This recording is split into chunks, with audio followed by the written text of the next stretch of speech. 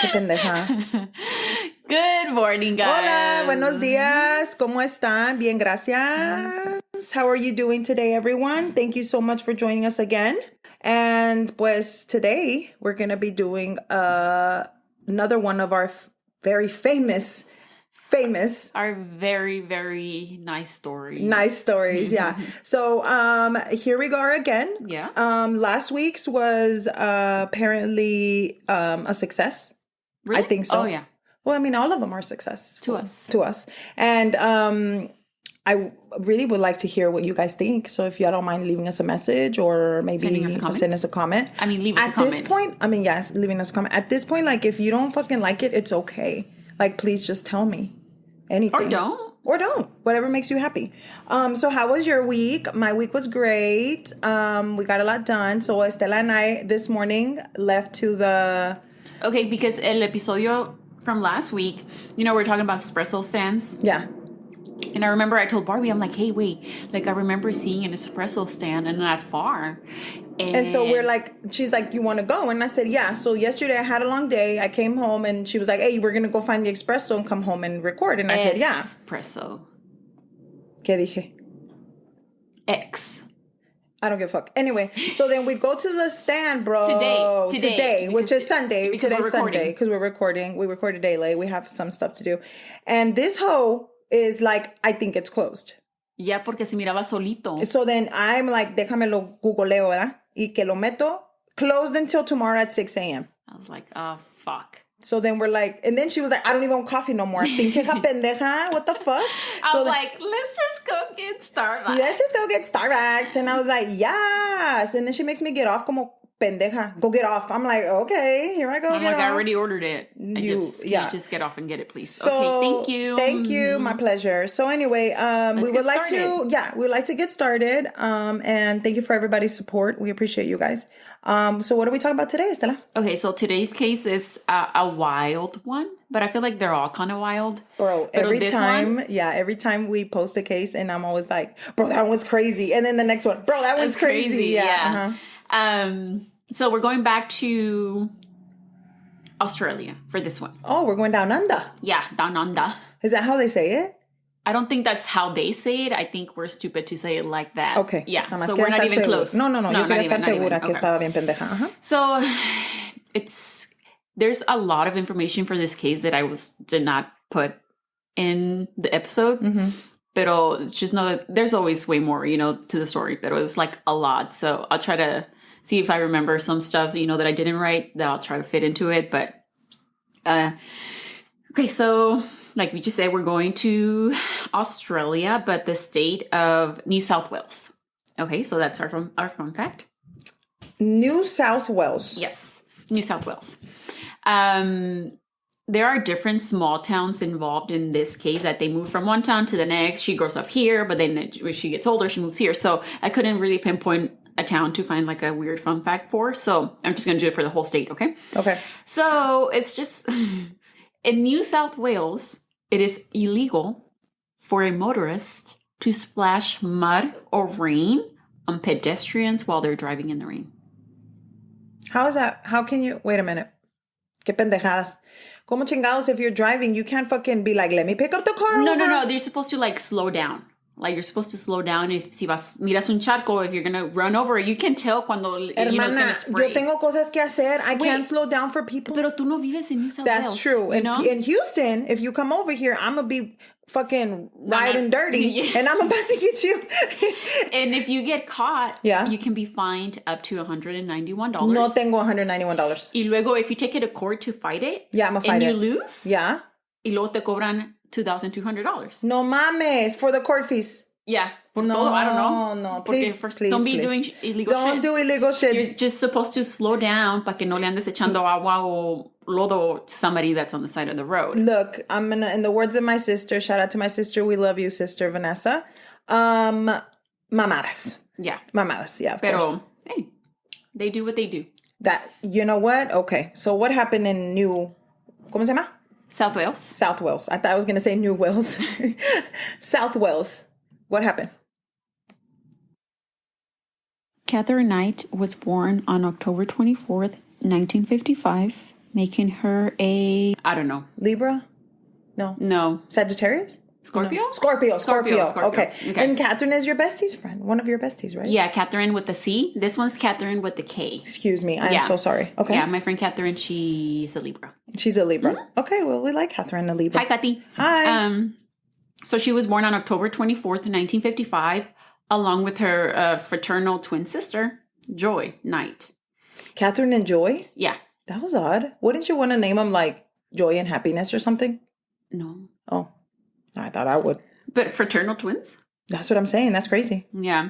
They were born in Tenterfield, New South Wales, to parents Barbara and Ken Knight. La Bárbara. Otra Bárbara. No. Barbara and Ken, like Barbie and Ken, bitch? Yeah. Stop it. That is so fucking amazing. They had 2 older brothers as twins. And as they were growing up, Katherine was more of the girly girl of the 2. Mm-hmm. And she played with like dolls and dresses. As she should. And Joy was more of the tomboy. She started hanging out with her older brothers and stuff. As she should. Yeah. Their home life was not good. Ken was an alcoholic who'd rape his wife multiple times a day. Oh, wow. And treat her like shit. Oh, okay. That wasn't the Barbie and Ken dollhouse, huh? No. Shit. Insulting her and beating her up. The 2 sons grew up seeing this, so they acted kind of sort of that way towards their mom también. Diciéndole cosas. Su mom no les podía decir nada. They were out of control. Yeah, and then even since Joy would join them, she kind of started doing that towards her mom también. So, ¿le trataban mal a la Bárbara? La mom, yeah. No mames. ¿Y la Bárbara se dejaba? Yeah, es que when Katherine, that's the thing, when Katherine and Joy were born, Barbara thought that maybe she'd have some allies inside of the house, but obviously that was not the case. Why do you need allies in your house? Exactly. What the fuck, man? Pinche trash. Yeah. So, and then both Ken and Barbara were hard on their kids. Como it said that Ken... Strict. Like beatings and stuff. ¿Qué? That Ken would beat Katherine with a dog leash or an extension cord. And esta Katherine, not Katherine, my bad. Their mom, Barbara, they're like, the chores had to be done like no dust anywhere. Like, I think she said for something, I think off the bed, you should have been able to like bounce a nickel off of it and everything like that. If not, she would like beat them and stuff. But Barbara had her own fucking issues. She grew up también, sexually assaulted su mom was a single mom. She's just had a hard life, especially like in those times in rural Australia. Pero ¿por qué tiene que ser que you go from a bad life to a worse life, when your kids are even rude to you? But then your husband's an alcoholic and you're getting raped all the time. Like, they said that he would rape her up to like 10 times a day. Well, that motherfucker needed to go find a fucking something to do. Go get a doll or something. What the hell? 10 times a day, Estela? Up to 10 times a day, yeah. Oh, hell no. Yeah. It's some bullshit. So, esta Katherine knew how to behave with her dad. He was like old school. Like, he believed that, the girls should be like, he liked that esta Katherine was a girly girl. Like, he liked that in her. And she knew how to behave sometimes in the way that she would make him happy. But she was also really defiant and she stood up for herself.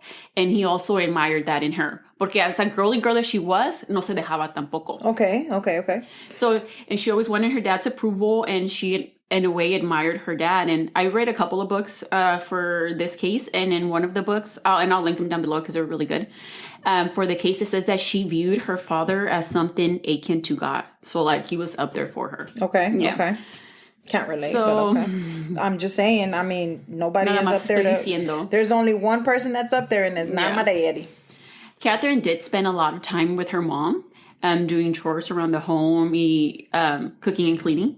She pretty soon took over all of the chores since Barbara was just, like, super depressed. And since they spent so much time together, Katherine was getting older, esta Bárbara le empezaba a hablar a Katherine como like a confidant, like como su amiga. Le platicaba sus cosas. Yeah, sus cosas. Y no me digas que le decía que they would rape her 10 times a day and shit. Oh, the kids would see that. Like, they would see Ken chasing Barbara down the street and shit because he needed to rape her and stuff like that. Down the street? Yeah. Espérame tantito. Rewind real quick. No, like... Yes. Like, this is rural Australia in, like, the 50s. Yeah. No mames. Estas pinches mamadas. So Barbara would rant to Katherine And le decía how upset she was, how miserable she was. And she would even talk to her like about explicit sexual details. And how old was Katherine? I'm not really sure. I want to say she was little. Like over 10? Maybe around 10. Why? Yeah. Jesus. Oh my God. So that's how Katherine and Joy grew up. Well, Katherine more like seeing that's the way that. And they thought it was normal. And then Joy, she was a little bit more tomboyish. So. Yeah. Okay. So in 1959, so when the girls were 4, two of the boys that Barbara had from a previous marriage came to live with them in su casa in the Knight household when their dad died. Okay, so she had 2 more children que no eran de ese Ken. Okay. Yeah, they were in their teens at that point, and they were out of control and acted out. You see, it's because before Ken and Barbara got together, Barbara was married to Jack Ruthan, and Jack and Barbara got married when they were only teenagers, and they lived in a small town called Aberdeen. Together, they had 4 boys. So Jack and Barbara had 4 boys. Yeah. Jack worked in a slaughterhouse, which was one of the most common places to work at that time in Australia, like rural Australia. And when the men were done working in the slaughterhouse, it was a common thing for them to go out for a drink afterwards. Okay. So se iban al bar. Hablar de las marranas que andaban cortando. Yeah. Las pinches chicharrones que andaban haciendo. Okay, get it. So one night, it was common for Barbara to go find Jack. Porque estaba todo pinche borracho and shit. Like, he couldn't even, like, walk his ass home. So ahí se encontró Barbara con Ken. And then Ken shared friends with Jack and, since they were coworkers. Yeah. So they ended up having an affair, Ken and Barbara. So él trabajaba con el first husband. Okay, yeah. Get it, okay. Barbara thought that in Ken, when they were having the affair, that she found somebody that actually cared about her. Oh, and that wasn't, like, in love with her. Es que así es, guys. Don't ever fall for that motherfucking bullshit. They be taking you out and shit. Es puro pinche pedo. Es puro pedo. Porque Jack was like a drunk who didn't even bat like an eyelash her way, and he only saw her as someone to have sex with and someone who had his kids. And with Ken to Barbara, sex wasn't a chore. So she stopped having sex with Jack when she started the affair with Ken. And, well, pues a Jack eso no le gustó, ¿verdad? Because that's how he saw her, as somebody to have sex with. He started taking it out on her by not giving her enough money for groceries. And he would tell her to do, like, some random ass shit around the house that would just fucking waste her time and stuff like that. Y luego Pero, like, to punish her? Yeah. She didn't want to have sex with him. What the fuck? Yeah. I mean, because we have shit to do. We don't even have to be having sex every 5 minutes, bitch. Yeah. Not 10 times a day. So Jack found out she was having an affair when he saw a bruise in the shape of a hand, like a handprint on her thigh. Yeah. Oh, she got him. Got him, both. So he beat her up and kicked her out of the house. She went to Ken, and she stayed with Ken. And in the small town that they lived in at that time, they like shamed her, like they'd call her like a whore and like an adulteress. Fuck, man. And this was in the town they're living in now? Yes. Oh my God, man. This and is at horrible. This point, it was the late 40s, because it's at the time that she was married to Jack before. Yeah, definitely. So it was like in the 40s, and women didn't do this. So it was then that the 2 younger boys, because remember, they had 4 kids together, four boys, but 2 of the younger boys were sent to live with Jack's sister in Sydney. Y the older 2 ones se quedaron con su dad, and they took their dad's side. And it said that when they would see Barbara in the streets, like they'd like spit on her. Y that's what it said. And they were younger though. They were like what, like in? I don't remember. No. Okay. Yeah. After that, Ken and Barbara left Aberdeen, and they moved to a town called Moree. I think that's how you say it, Moree. Moree. No, I don't know. Well, I'm calling it Moree. Well, sorry. Because I'm illiterate, so I don't know. So they moved to Moree to start over, So to get away from all that bullshit. Yeah. Uh-huh. And when they moved over there, meant that they were closer to Ken's family. Okay. So, yeah. And Barbara managed to get divorced easily enough from Jack with only 1 single court appearance. And then she got married to Ken. And by that time, she was already showing her pregnant belly. So she was already pregnant with Ken's first son. Yeah. Okay. Do these people not know about condoms or anything? I'm just throwing this out there. Like, no saben de birth control, pues en los 40s, right? Yeah, that wasn't a thing, I don't think. Not like it is now. I mean, yeah, because, I mean... And out in the country, like, in Australia... Like, nada más teniendo guachitos just for nothing, like, bro... So Barbara left one shitty relationship to go into another and to marry into another one. God, esta pobre Barb. It was the same routine in the years that followed. Ken too was an alcoholic, like I mentioned, and he spent most of his earnings on like booze and shit. Okay, side note, before you say anything, let's just be honest. Let's be honest. You really think you're gonna cheat on your husband con este Ken, ¿verdad? Y que este Ken te va a tratar como pinche reina because... Well, he did it first, that's the thing. Yeah, that's the thing. But what makes you think that that's okay? Like, that you're gonna go from... I don't know. Like, sometimes women, we're not that. But that's there. The thing, like... I think it comes a lot like of how you grew up, and that's how true. Barbara grew up. That's true. But if that's how, but don't you want to be better yourself? But you're depressed and shit. That's true. That's true. But I'm just saying, queens, we gotta do better, guys. Yeah, we gotta do better. We cannot go trash with trash. We have to do better. Yeah, like I said, Ken would spend his earnings on booze, not on essentials for the family, like food. Yeah, he gets shit-faced drunk, and as time passed by. Esta tampoco, she didn't want to have sex with Ken anymore. She was like... Well, I mean, there's no point of me wanting to have sex with somebody that's not, like, providing for their fucking family and shit. Like, you're gross to me. Ken ya no le gustó. And then that's when, he started beating her into compliance. And when then that didn't work, it's when he started raping her. And like I told you, it's when he like chased her like in front of the kids and shit and beat her up. Do you imagine like be like, oh, que te miré que andabas corriendo allá afuera. Yeah, my husband was chasing me because he wanted to have sex. Yeah. Like, can you like imagine that? No, hombre, ya la miré que andaba corriendo allá afuera por la tres. That's sad. That's so sad, dude. Like, that makes me want to vomit. Like, no joke. So by this point, había 8 kids in the household. Yeah, because eran los los twins. Yeah. Los...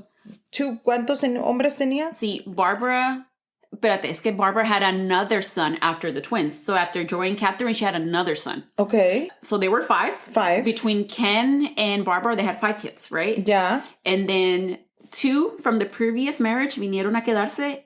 Y luego otro from her sons came to visit, the one that were shipped to Sydney with the tía. Yeah. Otro se vino a visitar y se quedó. A la madre. So andaban todos en la casa. So eran 8 niños and the 2 parents. Y la casa estaba chiquita. Yes. Obviously. It had said that the other boys from Barbara's previous marriage, también se los chingaba. Like, he treated them all the same. Like, he didn't dislike them, but if you were doing shit that you weren't supposed to be doing, he's gonna beat you up in his ears. In his eyes. In his eyes, yeah. Not in his ears, but in his eyes, if he was doing something. Pero, I mean, how do you know that was bad? Yeah. So out in the country, there wasn't much to do, but her getaway from her fucking hard-ass life was visiting her uncle, Oscar. And Oscar era hermano de su dad, Ken. Yeah. And he maintained a horse farm, and she would go and help him and care for horses. And that was her getaway. Yeah. Yeah, okay. And, she'd help with other animals. Los ayudaba, like, injured animals and stuff like that. Aww. She would, like, help, like, nurse them back to health. That's awesome. And she even started, like, when she'd find injured animals herself, like small birds and shit, she'd take them home. And su dad le decía que no, pero she was like, no, I want to help them. Y su dad, pues, le ganaba su dad. Like, she'd keep them. Yeah. Until they got better. When her uncle Oscar committed suicide in 1969. Oh, wow. She was completely devastated. Yeah. That sounds like it would be devastation to me, too. Yeah. Mm-hmm. He had his own struggles, right? So he was only 34. So she lost her safe place when Oscar... Oh, that is so sad, dude. Like, you imagine, like, she would probably look forward to that, you know? For sure. Like, to go over there. So I guess you can say at this point, this was like a breaking moment for her. Yeah, it would be for me, too. Shit. Mm-hmm. And all the pent-up rage and frustration that she kept inside was no longer kept inside. No. Let me just put it that way. Shit, man. When the girls started high school, they took no prisoners. Okay? At that point, they had moved back to Aberdeen from Marie. So, they had moved back to Aberdeen. Yeah. From where Barbara and Ken left in the first place. Yeah. So they probably were like, it's better, let's go back. We're older, enough time had passed. Yeah, exactly. Okay. And people were over the scandalous affair. And also, Barbara wanted to be close to some family, too, since they were kind of talking to her again. Mm-hmm. Okay, like, maybe they were kind of like, oh, pues ya se murió tu tío, pues pásale, you know? No, I'm being serious. Yeah, like, I know. In school, Katherine and Joy would fight other kids, and they'd fight with each other. They never went looking for fights, but fights would come to them because they get picked on, and they never back down. Which is fine. I think that that's better than for you to just let them talk shit to you. But at the same time, like, when does it stop? No, esto se pasaba de verga. Oh, bueno, okay. It is said that, I don't know why, but Katherine beat up a kid with a bamboo pole. She also said that she also cut a girl's braided ponytail off with some scissors. What the Only because a girl tried to trip her when she was walking down the bus aisle. Oh my God. Que le dijo, aquí está tu haircut, motherfucker. Yeah. Oh, hell no. So if Katherine was fighting... No, ya se pasaron de verga, for Joy sure. would back her up. Oh, pues and vice versa, pues you know? Sí, güey. Pues es que esa es una o las dos. But it was usually Katherine the one in fights. Oh my God. This is crazy. And they say if you didn't fuck with her, it was fine. Pero... Like real fucking Wednesday-ish, you know? Like, I'm gonna cut your fucking hair off, motherfucker. So there was actually an incident with the teacher in school when she was 15 with Katherine, in which it is said that she tried to stab the teacher who failed her on a test. Espérate. So the teacher failed her, and she's like, I'm gonna stab your bitch ass. Yeah. No mames. She managed to cut through his suit. What the fuck? And the teacher defended himself because he was trying to back away. Like, she was like, stab. Not like that, right? And he ended up like punching her under the chin. But she was still a girl, right? But like she flew or whatever. Bitch, that's not funny. No, it's not funny, pero how the fuck are you going to try to stab the fucking teacher, motherfucker? Yeah. The teacher was put on leave and Katherine was suspended. But after an investigation was conducted and it was revealed that Katherine was the attacker, you know, the teacher was reinstated and Katherine was led back, pero under probation. No way. I wouldn't have been like, no, motherfucker, she's not coming in my fucking class no more. So after that happened, she was in school for a month and then she dropped out. And she dropped out without any much of reading or writing skills. And over there, like, is that normal for kids to... Mm-hmm. Okay. I was about to say, because here, you know, you can't, like, actually drop out until at least you're 17 or because whatever. Because then, you know, te mandan a la cárcel or your parents get Yeah, fined they be trying to take me to jail all the time because my kids don't go to school and I don't send letters. But I'm just saying, like, I don't get, like, is that normal for them? Was that... Okay, I get it. So she wanted to work, right? And she wanted to work with her dad at the slaughterhouse. Yeah. Now, when I was doing most of my research, they would call it an abattoir, but I'm just going to call it slaughterhouse. An abattoir? Abattoir. Yeah. It's like probably just like a fancy way of saying slaughterhouse. Like that, maybe over there down under, you know? Yeah. Yeah. But if you say that, I mean, I wouldn't understand what you're talking about. Yeah, so I'm just going to say slaughterhouse.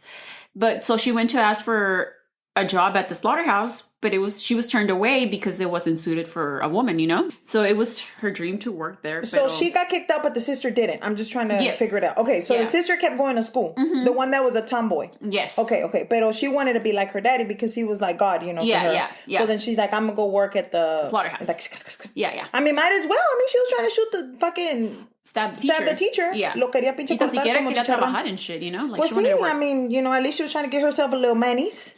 See... Ken, as much as he was a drunk, he was very skilled at his job. He was praised for his mastery of the knife in the community. No, mames. And she wanted some of that, you know? Her brothers also worked there. It was like a family thing. affair. I was about to say, it was like a thing. Yeah, okay. So she got turned away from there. She actually ended up getting a job at a clothing manufacturer. Like, she was cutting fabric. So she was still cutting, just not animals, you know? Oh, my God. I'm kind of worried about this. But she was so damn good at her job and made decent money, enough to move out of her parents' house. Good, okay. And after 1 year of working at the clothing factory, she went back to the slaughterhouse to ask for employment. Because word had gotten around the small town that she was really good at the clothing manufacturer. So the slaughterhouse this time told her yes. And started working there in 1971. Cutting internal organs that went into making dog food. Just doesn't sound like it's going to turn out as a good thing. Yeah. It just doesn't sound right. So she moved her way up fast. So in 1972, she was given the most complex and demanding task, which was deboning. Which I'm sure it's exactly what it sounds like. She actually worked alongside her dad cuando tenían like the same shifts. And during her lunch break, she spent time at the pig pen seeing them getting slaughtered. She fed off of it. Yeah, I was about to say, this doesn't sound right. Eventually, she was the one doing the killing, and it said that she tortured them before giving them the blow that would kill them.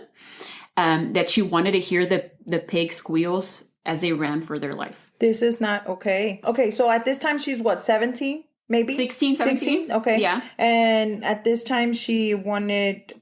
Recap, guys. She was trying to stab her teacher. Didn't work out. Tried to go... work at the slaughterhouse. They told her no because she was too young. So then now she's watching her dad cut them up, right? And then she worked at the manufacturer where she was cutting and shit. She was good. She was good, cutting shit and all that. And then now, I don't know how. She was hanging out at the pig pens, but she wasn't supposed to be there because that wasn't her job. Okay, I get it. Pero el guy that was the one that she's doing, they became like friends or whatever. And then she saw that she like. That is so fucking creepy, bitch. Yeah. Y luego? Since she was so good at her job at the slaughterhouse, she was gifted a set of personalized knives because she was so good at her job. So some like nice knives. Like nice knife. Like, and also because she was so good that other people saw how good she was and they try to be better because they're like, how is this girl showing us up? And we're grown-ass men. So because she was so good at it, that pushed other people to be good at their jobs too, which was good for the slaughterhouse. I don't think that you can do that because she really enjoyed. Yeah. Like, but they didn't see it that way, you know? Grown-ass men didn't see it that way. Yeah, it's like when people are like, why do you guys like seeing certain things in the medical field? And you're like, no, it's just because I love what I do, so I don't see it like everybody else. So she probably didn't see it as cutting up a pig at that moment. She saw it as she loved that, you know, that, which is fucking gross. So these knives, she took them with her everywhere. And she hung them over her bed at home. Oh. And would continue to do this. It's because I think she liked the attention. Right? A little bit? You don't think so? Or maybe she liked being praised. Like she liked being good at something. Yeah. You know? Okay. I get it. Okay. It is in 1972 that she met David Kellett. He was 21 and she was 17. I'm sorry. He was 22 and she was 17. Okay. He was cute and charming to her, and they started dating after Catherine beat up a man whom David had gotten into a disagreement with. And David knew to pick his battles, you know? So he was like, oh man, this is the one. She fucking beat the shit out that guy that I was in a fight with. So David knew not to get, he was like, I'm not going to engage in this argument. Like, for what? It's not worth it. But that person that he had the disagreement with insulted him. And Catherine was like, oh, fuck no. I mean, Catherine was strong. So she beat the shit out that other guy? Yep. And, she worked in manual labor. She had to haul these heavy-ass, pigs, carnes and shit. And she was 6 feet. Wow. She was 6 feet. She was like me. 1,000,000 feet tall. Yeah. Wow. She probably was wearing like it said that she had to be dragged off that man. What the fuck? So they moved in together. Oh, so they fell in love. Yeah. Mira, los little butterflies and like the fucking hearts and shit. They moved in together in 1974. Mm-hmm. And I'm sorry. They moved in together and then got married in 1974. Okay. It was a shit show. Okay. Oh my God. This girl just sounds like a shit show. Like, on their wedding night, Catherine strangled David. Wow. After he fell asleep because they had sex 3 times, right? And he was also shit-faced. She wanted to keep going because her mom told her that she and Ken had gone at it like 5 times on their wedding night. And she wanted to do that too. They're like, no, we have to do it like my parents or more. Bitch, you ain't tired? He was, like I just said, he was drunk, but woke up and got up. It was like, yo, what the fuck? You just tried to strangle me? And she was like, silly. I didn't even do it that hard. Oh. It's just you weren't waking up. And you quote. No, she didn't say it like that, right? But yeah, but pretty much along those lines. She's like, I didn't even do it that hard. It was like, okay. It was you just weren't waking up. Tap, you know? You weren't waking up. He was like, okay, kind of like brushed it off. It was their fucking wedding night. He brushed it off and they lived. This motherfucker choked him. Like, what the fuck? And, brushed it off. They lived their newly married lives for like a bit, right? Like, they went to work together because, David también worked at the slaughterhouse and so did she. And they went to drink afterward. But that's the thing. Everybody would drink, pero she wouldn't. She wasn't a drinker. She'd fake it. I think the only thing that she drank was like lemonade or something. So everybody was getting shit-faced, not her. And she knew. Mm-hmm. Like, I get it. Like when you're a fucking like psychopath. You need to be in control. Yeah, that makes sense. Yeah. By this time, had been married for a little bit and David would notice her temper and how easily she was able to like explode and then just rein it back in really fast. She get violent when he didn't follow like a rule or something, but he never hit her. And because he said that he wasn't raised that way. And she'd just say sorry and make it up in bed for him, like, I'm so sorry. Y se les pasaba. And that was just how they lived. So, like, she would do stupid shit and be like, I'm sorry. Yeah. It's okay. Yeah. They eventually decided to start a family. Aw. Catherine fell pregnant, and Melissa Ann Kellett was born on May 11th, 1976. The first couple of weeks were very hard. New baby born. Newborn baby. Katherine was getting paranoid that, David was having an affair.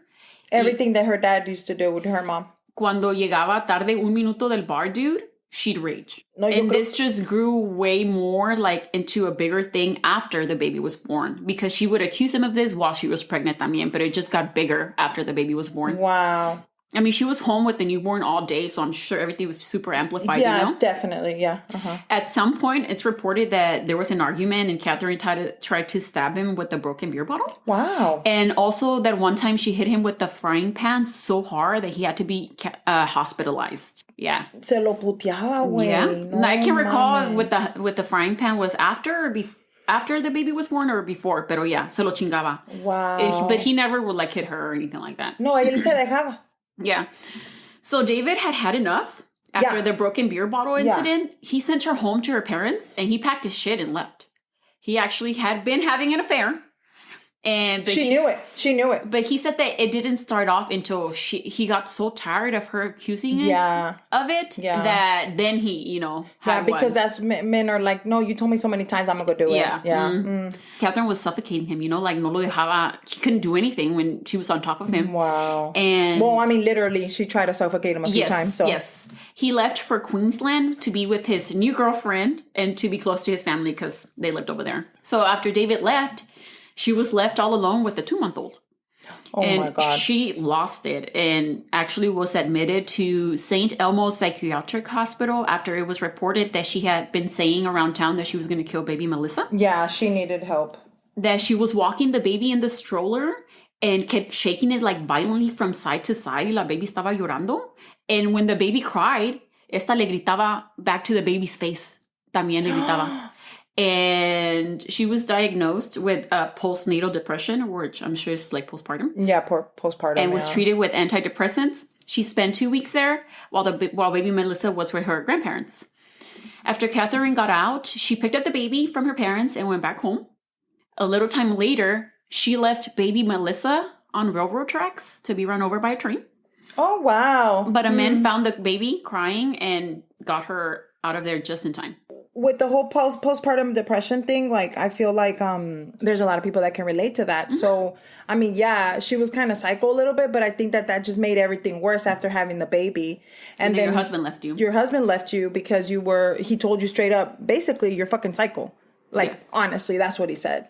He didn't fucking tell her that. He'd just be like, go with your parents and then just Well, see, but rocks. Basically, because, I mean, le dijo que he was cheating on her. So, I mean, yeah, I would probably go psycho too on top of all of the other psychoness and go put her back to where she came from, where she didn't want to go back because her parents were fucking psycho. What the fuck?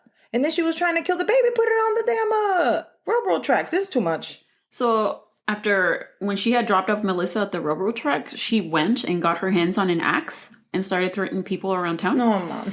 Pobrecita. They sent her back to St. Elmo's for whatever reason. She was released. Did they take the baby away from her, though? Okay. Yeah. Hope they didn't give it to her mom. She went back to St. Elmo's, and that same night they released her under her parents' care. Yeah. That sounds about right. Unfortunately, not only here, but in Australia. Even back then. And even back then. And now in 2022. The system is horrible. So the next day, Katherine told a local teenage neighbor, Margaret, that her baby was sick and that she needed to be taken to the hospital if she could give her a ride. Y esta Margaret le dijo que sí. But that she had to bring her little brother porque lo andaba cuidando. So they get in the car and then Katherine sacas one of her knives. Oh. Y le dice a Margaret and told her that they weren't going to the doctor, they were going to Queensland because she was going to go find David. Okay. And is this the knives que le regalaron? Okay. Margaret was like, what the fuck are you talking about? I think she said they was 1,000 miles away or something. So quería que la manejara hasta allá. Yeah, hasta allá. And she was like, no, we're not going. So le cortó la chick. Ay, no mames. Y a la muchacha. Trying to be nice, pobrecita. She was like, fine, I'll take you, but we're going to need some gas, right? So they stopped at a gas station. Y esta Margaret got out. And she was like, yo, I need help. This crazy ass bitch cut me. She has my little brother because the little brother was in the car. Well, llegaron los cops and everything. Y esta Katherine had el niñito. And lo tenía en una mano, así jalándole de su camisa. And then with the knife like that on the next one. Bien pinche orphan and shit. Oh my God. The police convinced Katherine to let the little boy go, and they were able to like subdue her, but no podían, güey. And it was, she's a big girl. She's a big girl, and she's strong. She's a little thickums, you know, so yeah. So she went to a different psychiatric hospital where she was kept sedated. Pobrecita, dude. So David was notified of this, and he made his way back to get Katherine out of the psychiatric. Why do they take her out? I don't understand. Because they had already released her. I know, but dude, like, she needs help. Apparently, it wasn't working out with his new girlfriend over there in Queensland. Oh, so ya se le quitó. Who was pregnant. So he said that he missed baby Melissa, and he thought that he could give it another try with Katherine. Okay, so after all of this, he put her through. He put her in jail, in the thing and everything, and now he's like, oh, let me make it work. Yeah. Okay, go ahead. He brought his mom from Queensland. They got Katherine, and then they went to pick up Melissa from... Para ayudarle con la baby. Yeah, they went to... You know how the grandparents had Melissa? So he picked up the baby. He picked up Katherine, picked up the baby, and with his mom, they went back to where they used to live at. Yeah, get it. Okay. They got back together, and everything seemed to get back to their quote-unquote normal for them. And David was a big mom. David's mom was a big help with the baby, you know? Eventually, they moved from Aberdeen, of the small town, to Woodridge, which was more of a like suburban area. And Katherine got a job at a meat shop there. And he got a job driving trucks. Well, that's what she knew. Yeah. Okay, I get it. So they had a second baby girl on March 6, 1980, Natasha Marie Kellett. I like that name, Natasha. Yeah. Yeah, it's pretty. They thought they thought that this baby would save their marriage after David had caught Katherine cheating on him. Oh my God. That's crazy. He said later, and I quote, "She cried and was on her knees, and I told her things had to change. No more psycho ways or you're out." Oh my God. End quote. So this was one of the reasons why they actually moved out of Aberdeen to Woodridge to start fresh and new and then to have a kid and stuff like that. So okay. In 1984, Katherine left David. She packed her shit and grabbed the girls and moved in with her parents back to Aberdeen. Oh my God. Yeah. This poor girl. David was upset, but relieved at the same time. He was probably ready to... Yeah. They got divorced fairly fast, and Katherine then rented a home and got her old job back at the slaughterhouse. And it was like she never left. Okay. You know? She picked up where she was at. Okay. 2 years after this, Katherine hurt her back at work and was rushed to the hospital, and they told her that she couldn't work at the slaughterhouse anymore. Probably like she from was just picking up the marranos and stuff. Yeah. Okay. So at 31, she was put on disability pension, and the government provided her with housing. At 31? At 31. Wow. She started leaving Melissa in charge of Natasha, and she'd go out and hit up the bars. Oh, pues andaba free. Pues ya tenía dinero, tenía casa. Y no tenía que trabajar. Y las niñas were old enough para que una cuidara a la otra. Okay, I see you. There she met 38-year-old David Saunders. Oh, okay. He was a miner from the next town over, so he didn't really hear the stories about Katherine because everybody knew how she treated David, you know, y cómo era growing up and all that stuff. Like everything with her dad and stuff like that. She was literally in her old town. So she took him home that first night and pretty much never left. He never left her apartment after that. He moved in a month after. Maybe you should try dating, guys. Like, don't take people for the, on one night. One night. So he moved in a month after this, but it still kept his old apartment in Scone. Se llamaba la town where David Saunders lived, in Scone. Everything seemed okay at first, okay? Mm-hmm. They were the perfect little family. He got along with the girls. Yeah, it was good. Okay. They'd fight here and there with Katherine, you know, but she would accuse him of cheating on... Chingado, sometimes she'd kick him out, and I kind of understand her a little bit though. Yeah. Like I know it sounds weird because my psycho ass is like, but I kind of understand her. Like, I'm not trying to be on her side, but wait, she's been through so much. Like, I get it. And you're not gonna feel like that for longer. But okay. When she would accuse him of cheating, you know, like cuando se peleaban, she'd kick him out, but he still had his old apartment, so nomás iba se quedaba en su apartment. Yeah, so he's like, nah, fuck you, I'm not coming back. And then she'd just like apologize profusely and cry, y le rogaba, and he's like, okay. It was like a bad cycle, like circle. So he thought that she just had a bad temper, but that was it. And that he'd take it in good humor. I wonder if people were like, hey, dude, like, for real, you shouldn't fuck with this girl. Like, you know, like, that media. Yeah. I don't know. So a year later, they were still dating. David got a dog for the family.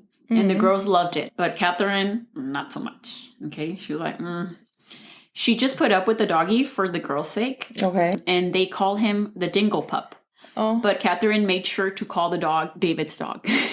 Wow. Because it was David's dog. They were like, it's not our dog. It's David's. So one day Katherine was like in a mood. And, llegó de trabajar. And she had been cutting veggies and like in the kitchen and stuff. She was making dinner. Llegó David and she accused him of cheating on her. Okay. So trigger warning here, okay? A little bit about killing an animal. No, don't do it. She left the kitchen, like what I just said, she was chopping veggies, went to the backyard, grabbed the puppy by its neck. No. And slit his throat. No, please, no. I can't. She told David that she would do the exact same thing to him if he ever thought about cheating on her. But she didn't even know if he was cheating or not. He wasn't. He was like so in love with her. And Dingle. The pup. Why? Not him. He ran into the home and she followed her, like, lo siguió. And she grabbed a pan, y le dio un vergazo. ¿A quién? A David. And David managed to put up his hand first, so le dio en la mano, but it fucked it up. And that's how hard she hit him in his hand. He dropped to the floor unconscious, el güey.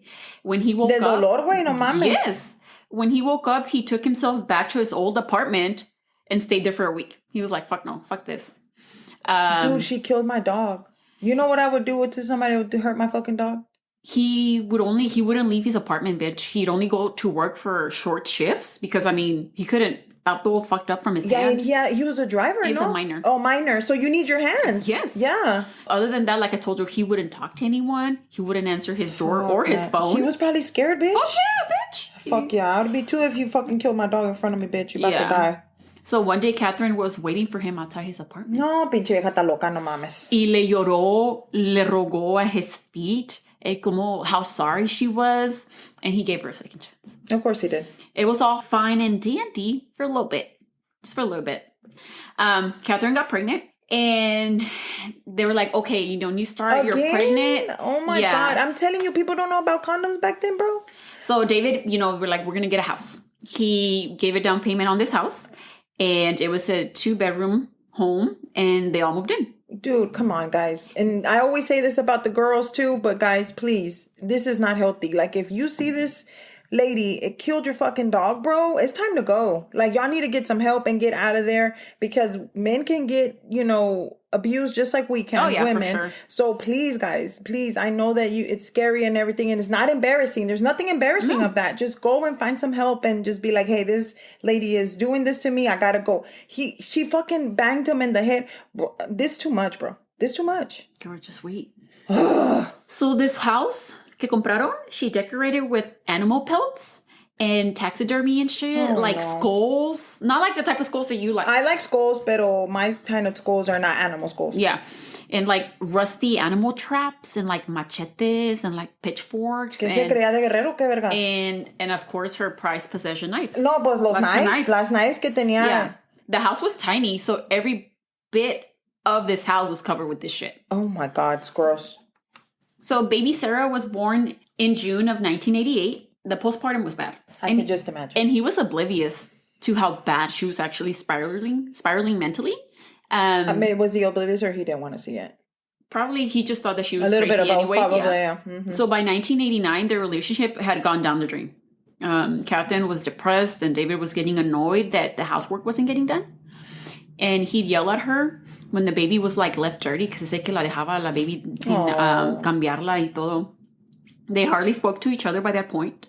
And when Katherine received, remember she had put in a claim with like a workers' compensation? Yeah. She would get como su chequecito. Yeah, but del government. Del government, no, but she actually put in a claim because she got hurt on the job. Not the pension. But this kind of like workers' comp. Yeah, like workers' comp. Okay. So that workers' compensation had actually, it came through. Like, le mandaron un big check. And she used that money to pay off the house. Y David no sabía. Wow. So she was like, well, if we're going to separate, this house is mine. Yeah. One day, shit hit the fan, okay? Okay. David was yelling at Katherine. Fighting. They were fighting about laundry that hadn't been done in a week or something. Y que no tenía nada que ponerse el señor. No había calzones, güey. Yeah, so él le habló. And he was yelling at her.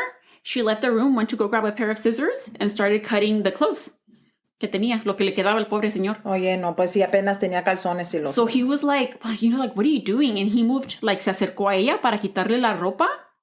Bad idea. And she stabbed him in the stomach. Yep. Twisted the scissors and pulled him out. She dropped him, and then she reached for the iron para darle un chingazo. No mames. But David, when she turned, he fucking ran. He knew. He got in his car and he fucking left. His wound was superficial, so he was okay.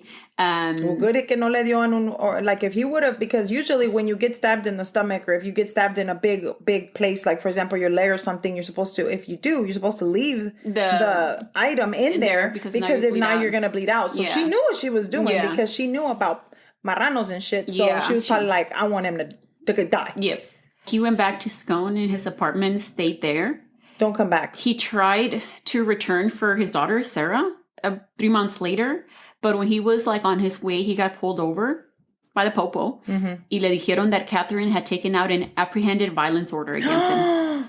So that he had two options. That happens, bitch. That happens every single day. Yeah. And just because he's a man. Yeah. They believed that. They believed, So he had two options. They told him to either leave town ASAP or go to jail. And he knew that with that order in place, that there was no way that he was going to be able to get Sarah. Never. So he left. Yeah, he had to go. Yeah. And sometimes it's not even their fault. Like at this point, like she's doing stuff to like... So keep you away. So towards the end of 1989, Katherine started seeing John Chillingworth. No mames, otro compa. She actually had tried to get with John when she was 16, when she just had started working at the slaughterhouse, before she got with David. Okay. Porque John también trabajaba at the slaughterhouse. But at that time, he wanted nothing to do with her because he was 10 years older than her. Okay. So... she was 10 years older than her? No, he was 10 years older than her. Okay, so he was older. Okay, yeah, so she was 16, 17. He was like 27. Okay, so they had already met before. Yeah, okay, they worked together at the time, yeah. Okay. So by this time, John, he had left Aberdeen and was back in town working back at the slaughterhouse. Él también ya se había casado y todo eso. Yeah. He was also a drunk. Nice. And had always been. He ran into Katherine at the bar, because she was out at the bars now, after work. And she took him home and they started seeing each other. Otra vez, no mames. The same story with him. Katherine would begin accusing him of cheating and she'd rage. Oh my God. So John had seen some shit. He was like a survivor and he wasn't scared of her. One time Katherine was raging and swung at him and he ducked and he just like slapped her, like backhanded her. She was probably like... she couldn't believe it. Se sorprendió la señora because none of the previous men had ever like... hit her back. They just put up with her, Yeah. So she kicked him out. Se encabronó ella. ¿Hasta eso? Yeah. He went back to his apartment. She was there the following day begging him to come back. That she was sorry. La misma historia. La misma cantaleta. Yeah. Okay. In 1990, Katherine fell pregnant. Mm-hmm. So during her pregnancy, things got a little bit worse. She laid on him like, you're cheating on me. It said like every hour. Before it was like constant, but no, this was like, no te dejaba. So he just go to his apartment. Se iba de la casa. Eventually... he ended up cheating on Katherine. Oh my God. This is so horrible. She was pregnant. Baby Eric was born to her. Another pregnant. Dude. Well, I just told you she was pregnant. Yeah, sí pues, pero te digo yo another time, like, bitch, un pinche, like, Nexplanon, un pinche little, like, it was something. The 90s now. Yeah, I mean, by the 90s, I mean, the whole HIV well, it was 1990, Okay, but, like, the whole HIV rage was in the 80s and all of that, so... bitch, put on a condom, algo, no mames. So like I said, baby Eric was born towards the end of that year. And then that's so sad that people like that can get pregnant so easily. And then there's people out there that really want to get pregnant and they can't. It just makes me like question everything sometimes. John was there for her through everything, through the pregnancy, through labor. And things changed for him when he saw how maternal Katherine was with their newborn. He felt so bad that he had cheated on her and that... he wanted to tell her so they could start over fresh and be a family. Yeah. With their other 15 other kids. I don't even know. I lost count. 3.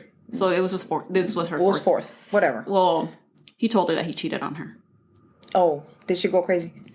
She smashed his teeth partials that he kept in the restroom. Oh, she was like, I'm going to fuck up your teeth, motherfucker. Yeah. And then he told her, hey, you know what? What the fuck did you do that for? And I was going to take me forever to fix them.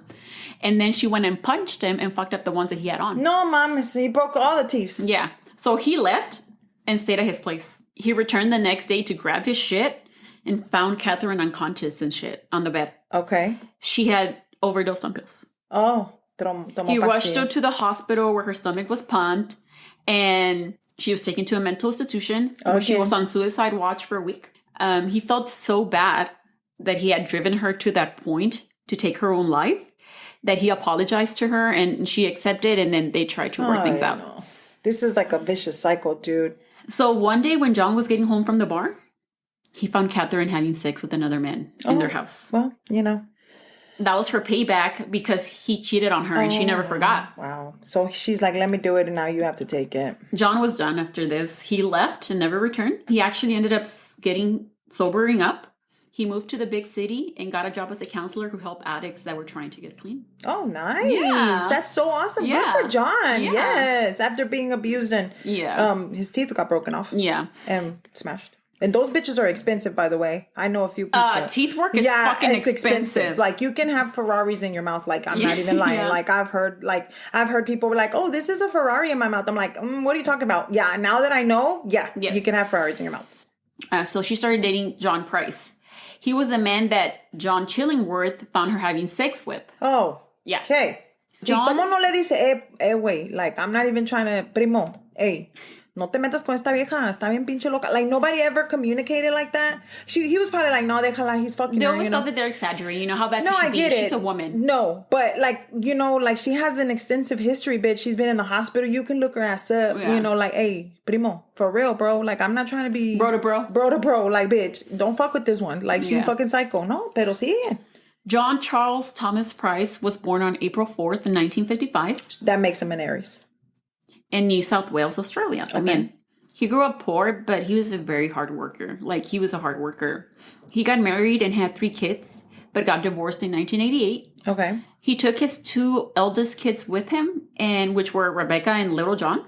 And the 2-year-old baby girl stayed with her mom. So she kept the baby. Side note about something. Over there in Australia, they be having babies just like out of like a lot of kids. They have a lot of kids like us, like we do, like here in the United States, like not just 1 or 2, like they be having shitloads of kids. I think that's anywhere really. Well, see, wait, pero like these, like this lady had like 1 baby out of one dad, another baby out of like, you know what I'm saying? Like 3. And then like the mom had 2 babies and then 1 baby. And it's like, fuck, man, y'all be having a lot of kids. Like, once again, there's condoms out there. Oh, he was known in the community like as a really good guy. Yeah. Like he was really nice. He had good friends. Everyone liked him. He worked in the mines, but he was like a first aider in the mines. So then he was also a miner like the other John. It says that he was a first aider. So if someone in the mine got kind of hurt, like a medic. Yes. Yeah, okay, I get it. Okay. Yeah, in the mines. That's probably where she met him, huh? She met him at the bars, I'm sure, probably. Pues sí, pero when if they're in a city where there's a lot of people that work in the same place, like over there when she was... But I think they said that the towns were so small that there was only 1 bar and 1, like, if you didn't drink at the bar, you drink at the hotel bar or whatever. Yeah, but that's what I'm saying. Like, they probably were like, all the miners meet in the same place. Or like over there in the other one, all the slaughterhouse people would meet in the same place. So I guess that's why. It is said that there was something about John that would put Katherine at ease. Like, he could calm her. Oh, wow. That she'd rage, but he'd like guide her through it where it wasn't like full blown like rages like she had before. I mean, weirdly enough, he was kind of a medic. So he probably knew okay. So when Katherine met his kids, they liked her. And her own kids liked John. So they had the potential to be like a good, well-blended family. Yeah. Boy, it wasn't long before she started accusing him of cheating on her. No, ya me pase. No, esto no puede ser yo. You're like, ya me voy. ¿Saben qué, guys? Esto ya se acabó el pinche pedo aquí porque esto no puede ser. She wouldn't rage as hardcore as she did before, but she was still raging. And John thought that she just loved him so much that she was just scared of losing him, that's why she reacted the way that she did towards, diciéndole that you were cheating on me. Guys, please don't. Okay, so in 1995, Katherine and her kiddos moved into John's home. He wasn't going to propose to her, and Katherine had been asking him about it for like a good year.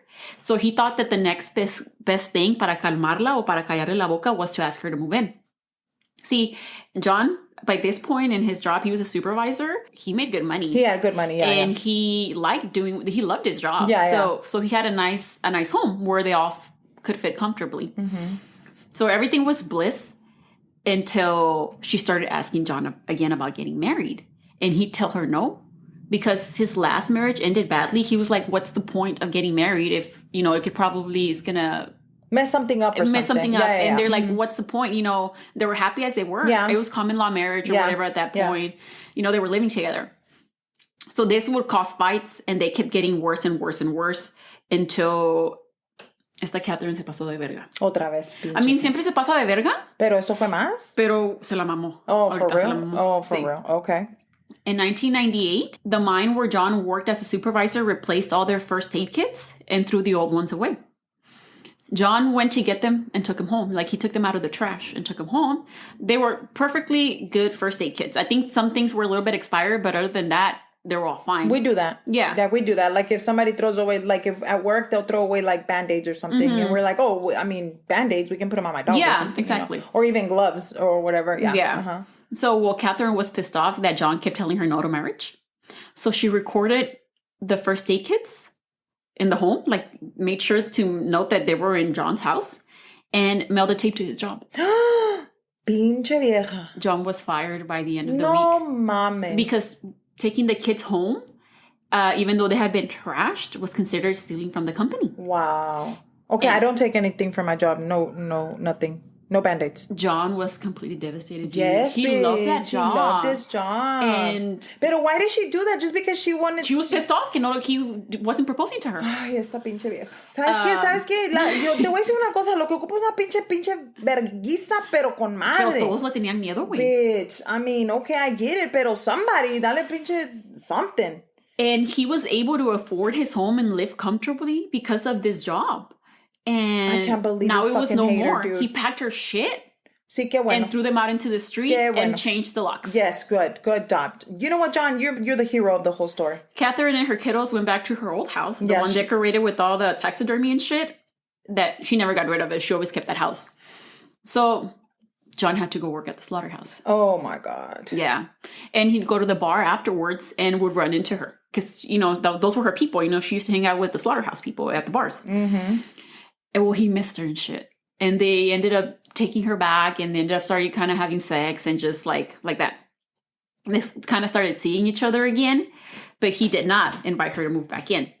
And his friends, John's friends, were worried about him so much that they reached out to David Kellett, which was Katherine's first husband, to talk to John. Y'all better get, I told you, get your little bros. Bros to bros. Bros to bros and be like, hey, man, don't fuck with that one. No. See, David went up to John at a bar one time, que estaba sentado solo tomando, and told him about every single thing que esta le hizo. Qué bueno. But David could see that he wasn't getting through to John. So he was just like, look, bro, I told you, if you don't want to... If you end up with no fucking dog, then go for it, bitch. So, you know, David got up and left or whatever. John and Katherine saw each other, had day nights, she'd cook for him, and all that jazz.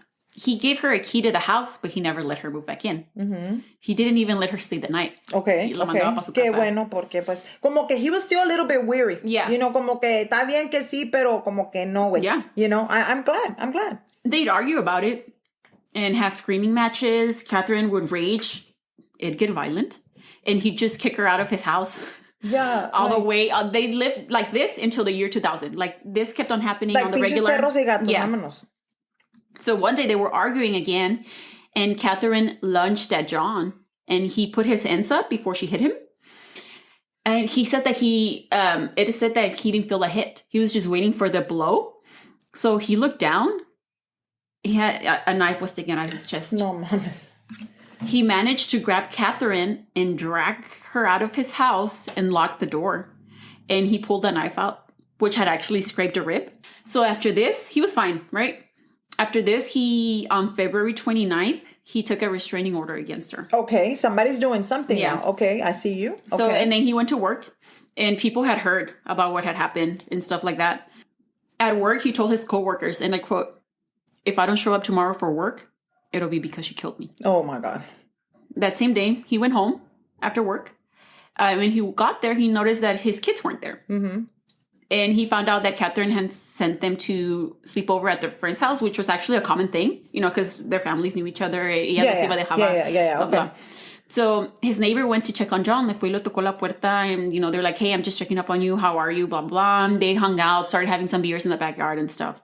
They were just talking and chilling. The next morning, on March 1st, John did not show up for work. Mm-hmm. Ya me lo esperaba yo.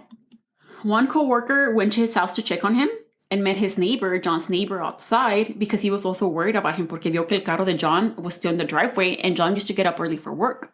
So they're like, hey, the car's still there, but he never showed up to work. What's going on? So they were both worried. They noticed blood on the front door. So they call the police. They're like, hey, blah, blah, blah. Something's up. Something's up. At 8 a.m., llegó la policía. Mm-hmm. So they managed to break in through the back door. Mm-hmm. And when they made it into the home, they saw something hanging from like the archway between like the living room and the kitchen. Mm-hmm. And it looked like a weird drape. But they couldn't tell what it was right away. But it had hair on it. Ew. Like hair. It took them a bit to realize that it was John Price's skin. What? A bodysuit of skin. Like from his head to his feet. And when they looked more into the home, they found John's body headless and skinless. He was laying with his left arm draped over like a liter bottle of his favorite soft drink, and his legs were crossed. Lo sentó a la verga. In the kitchen, they found John's head in a pot with vegetables that had been cooked. The pot was still hot. Oh my God. At the dinner table, there was 2 plates with cooked human flesh, which later was confirmed to be like the buttock, with more veggies and gravy, with Rebecca and Little John's names next to them, like nameplates. What the fuck is wrong with this hoe? It is said that police officers that were at the scene, that saw this scene, quit right after. I believe some committed suicide, and others said that they couldn't eat meat for years. Wow. This was like a smallest town, like police force. Like they didn't deal with this type of shit. Or, this isn't FBI shit or anything. I don't think a lot of people deal with this type of shit. Doesn't matter where you live, but like not like this. No, mom. Mindfuck forever. Forever. There was blood all over the hallway, on the walls, on the floor. The officers were like gagging and with their guns drawn. They made their way into the room. I'm just gonna say something real quick. Imagine the smell. Oh yeah. Imagine the smell. Don't want to imagine the smell. Catherine was in the bed unresponsive. She had taken some pills to OD. Yeah. But it was just like actually sleeping, like it didn't work. And she was like snoring loudly or some shit. She was clean, like clean compared to the rest of the scene in the house, in the home. But there was like drops of blood on the bed sheet, on bloody handprints, like on the light switch and everything. So the night before, cuando John se fue a dormir after he had been hanging out with his neighbor, Katherine let herself in with the key into his home and attacked him while he was sleeping. She stabbed him. Se escondió la güey. And he tried, no, because él estaba dormido. And he went while he was asleep. So nomás abrió la puerta and he stabbed him. And they say that he tried to like get up and turn on the light. That's why it was bloody, the light switch, to see what was happening. And that he tried to get away, but she kept stabbing him. And that he got to the door and almost made it out, but he collapsed because the front door was bloody too. And that she dragged him back in because there was drag marks. This bitch, bro. After she stabbed him to death, she left his home before leaving, she grabbed his wallet and went to withdraw money from his bank account. She then went back to the home where she decapitated John and removed his skin. Oh, yeah, because she was a master. She was a master fucking... slaughter. Deboning or whatever. Whatever, fucking marranos. She then cooked his head and other parts of him. It is said, too, that they found some meat in the backyard that had been thrown away, but maybe they say that it is believed that she tried to eat it herself, but that she couldn't bring herself to do it, so she just threw it out. This is weird, though. What made her turn like that? Because, I mean, she's stabbed before. She's done all this shit, but, like, what the fuck? During the autopsy, it was concluded that John had been stabbed 37 times. 4 times in the chest. Okay. 4 times in the stomach. 19 times in the back. And 10 times in the buttocks, upper legs, and lower back.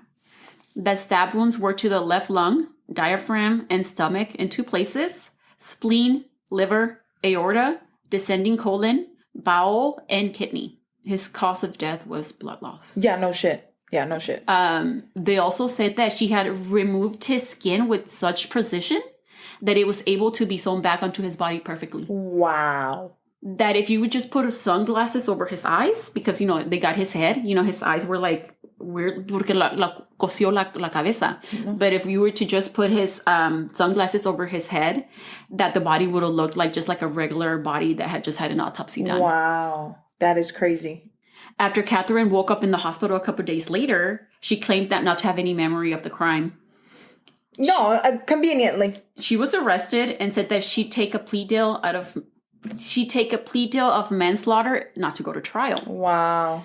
The Judge O'Keefe, was like, no, ma'am.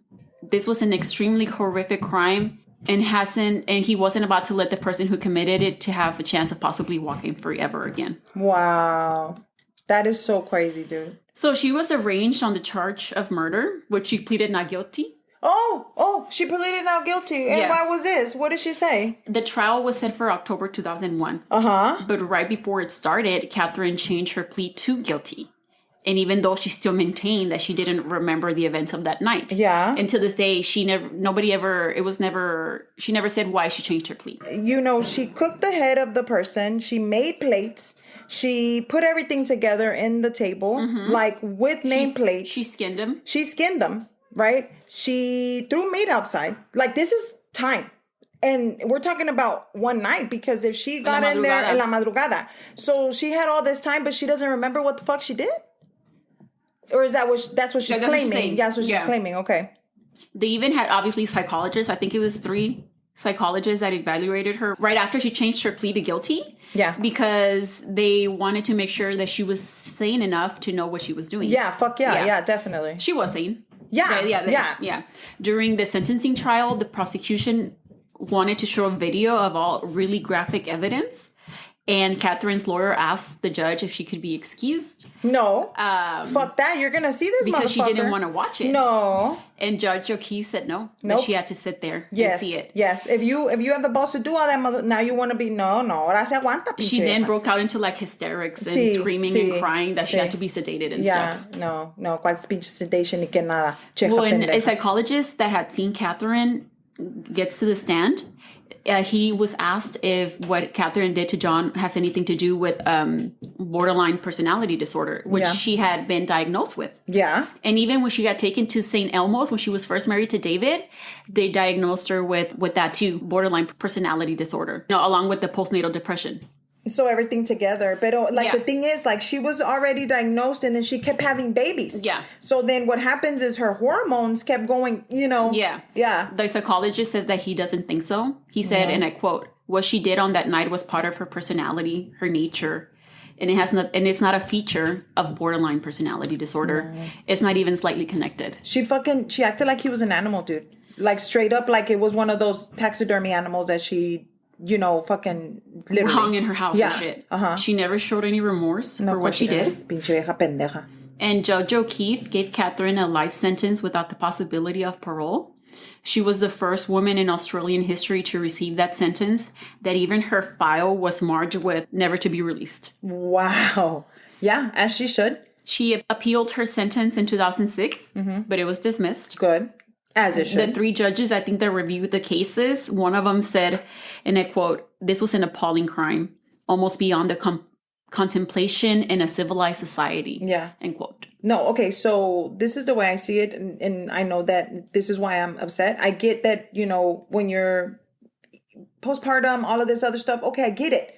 That brings you to do shit. But no, bitch. Like, the way that she did this, it wasn't like she was just trying to stab, and run. No, bitch. You fucking took your time and you made sure that he was dead. The way that she stabbed him, she knew the animal. She skinned him. Yeah, like, she left the home and then came back and cut his head off. Yeah. And skinned him alive. With money. And cooked it. With vegetables, bitch. She was going to serve it to his kids. Yeah, and she cut up the fucking potatoes and shit. No. And gravy. And gravy. No, es que esto no está bien. Like, I get it. Like, I am, big on, mental health and getting help and all this other stuff. But this is another level. Like, she took it to where, okay, that was like she thought he was an animal. Like, no, se pasó de verga.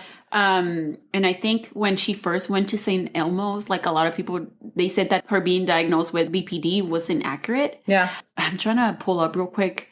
Somebody said she was like a psychopath with narcissistic tendencies or something like that. Yeah. Which I believe. I can see a psychopath for sure. And narcissist, yeah, because she wanted to be praised. But what I'm saying is, like, that just changed everything. Like, she went from fucking, I'm going to go ahead and kill you because you're cheating on me, to literally cutting somebody's head off, a human being. And then not only that, but skinning them and taking all of their skin off perfectly to where, Yeah, and I think también her lawyers try to claim that, that as a young girl, she had been abused, which was a thing in the books, because from like when she was super little, like the two brothers that came to live from... Yeah, I wouldn't be surprised. No, that's unfortunately. The thing. A lot of people in the family said that she was.